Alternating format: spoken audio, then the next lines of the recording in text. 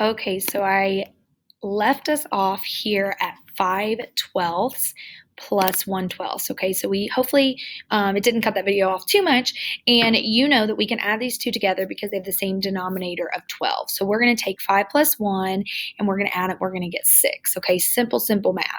So now we have a new fraction of 6/12. Okay, now before you move on to another equation, you need to make sure that your answer is in its simplified form. Okay, we're not changing this fraction, we're making it simplified just as you would find an equivalent fraction. This is what you're doing. So we want to consider the factors of the numerator and the denominator.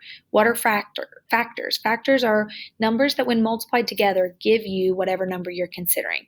So for example, 6, we have factors of 1, because 1 times 6 equals 6, and 2 and 3 because 2 times 3 equals 6.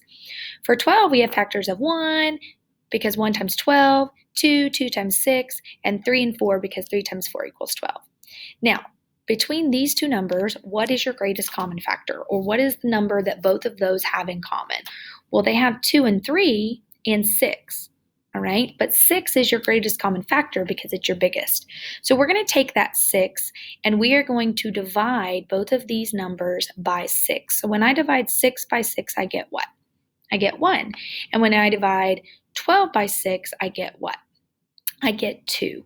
So our new fraction would end up being 1/2 in that particular case, okay? So when you're adding fractions, first you want to make sure that the denominator is the same. Then you just add your numerators, keeping the denominator the same. And then if they have a greatest common factor, then you want to simplify that. Again, you're not changing your fraction.